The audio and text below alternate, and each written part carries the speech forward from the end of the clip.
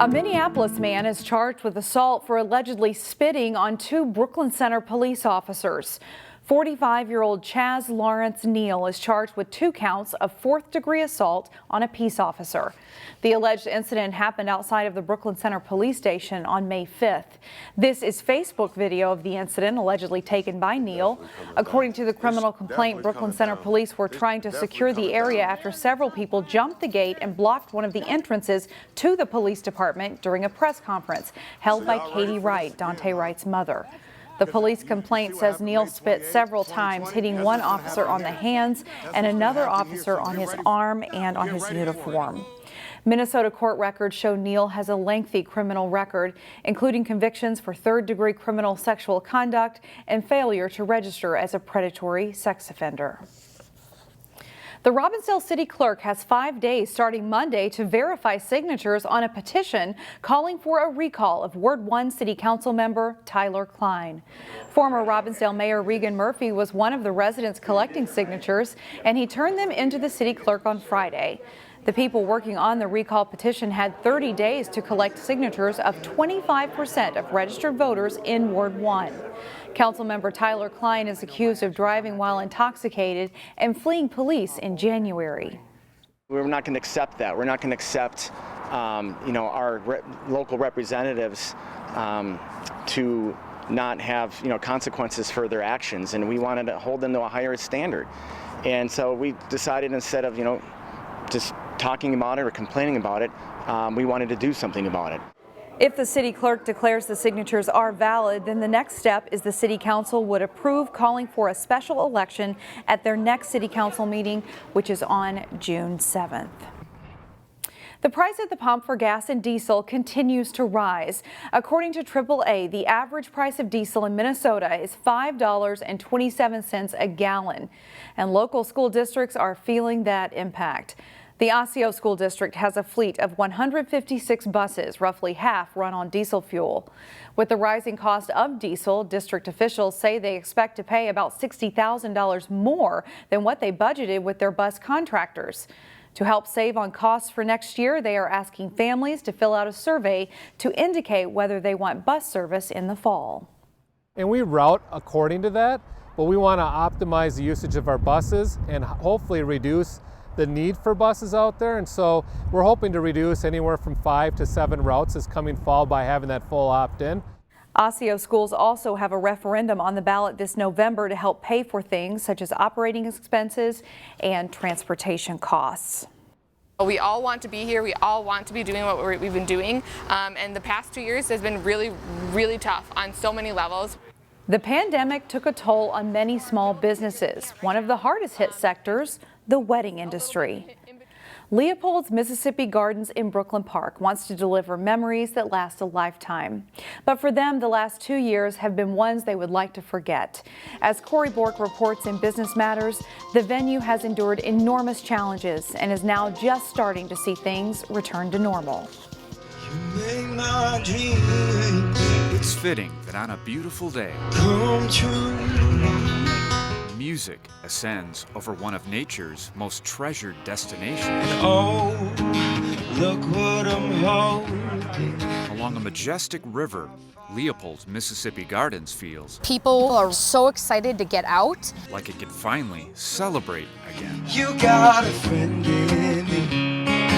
I think we're at the point now where people are really ready. They want to get married.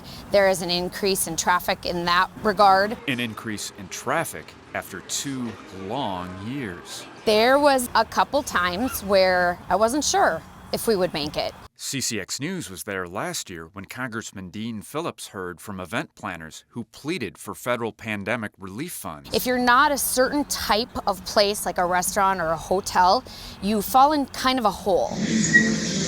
Jamie Leopold says her venue was only able to survive because her husband, Jordan, played pro hockey. I'm extremely fortunate. We had something to fall back on because I didn't receive help. Leopold says her industry experienced a double whammy because wedding bookings postponed at the onset of the pandemic couldn't be held until a year later. You're essentially losing that date twice. Just now is business starting to return to normal. So this is the main ceremony stage, and we have all white, nice ceremony chairs that we'll bring out. Today, the Brooklyn Park venue is seeing a rush of last-minute bookings. It's a huge weight off my back. And it's not just weddings held here.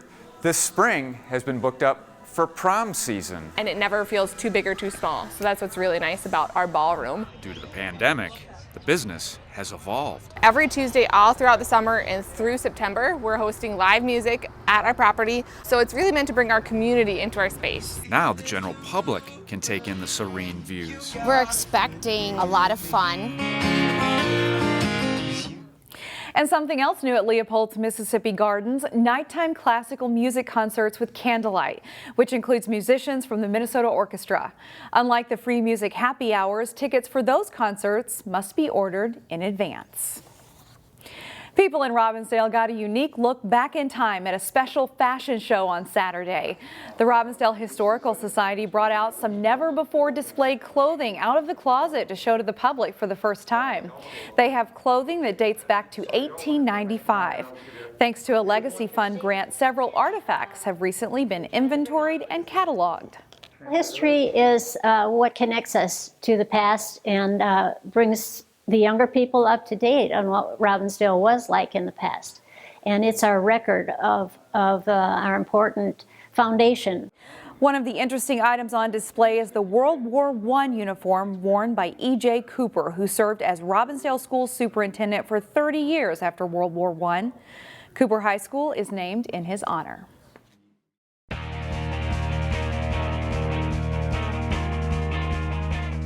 Sunday afternoon brought the induction of the 6 newest members of the Hopkins High School Athletic Hall of Fame, featuring 3 athletes, 2 coaches, and 1 media member.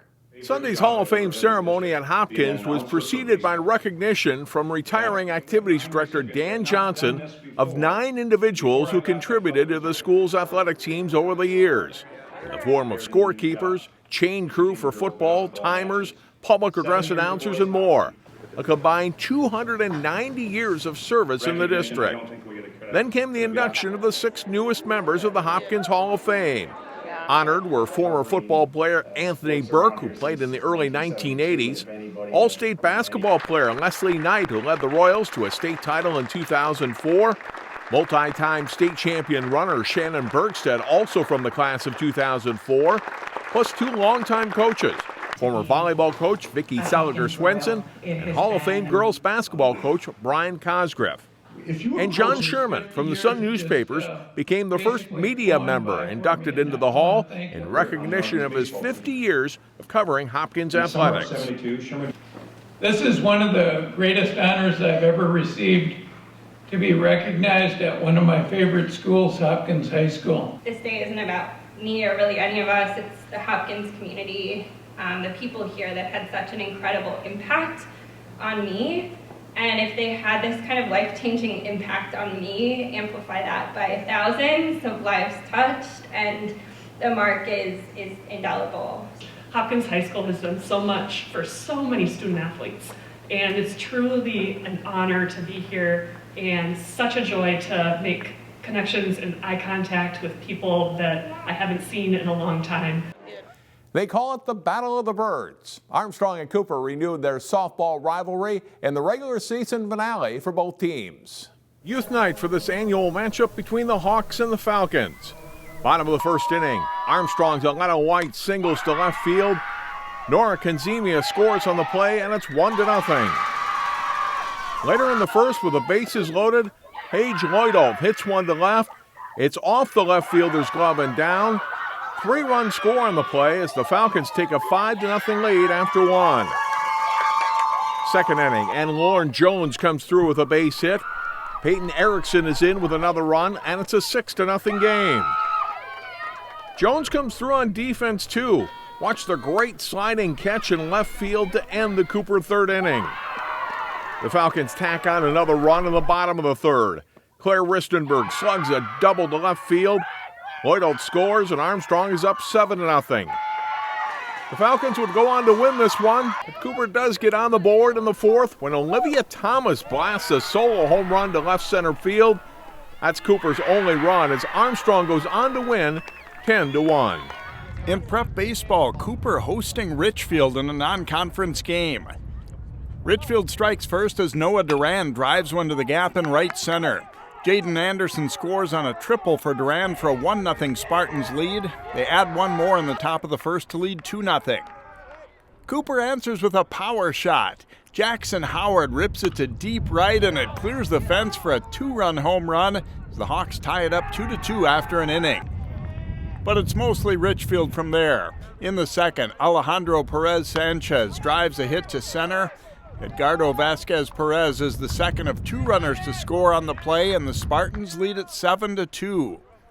Still in the second, and Anderson wraps a hit past the diving second baseman. Anthony Stoneberg is the second runner to score on the play. Richfield scores 9 in the second to build an 11-2 lead.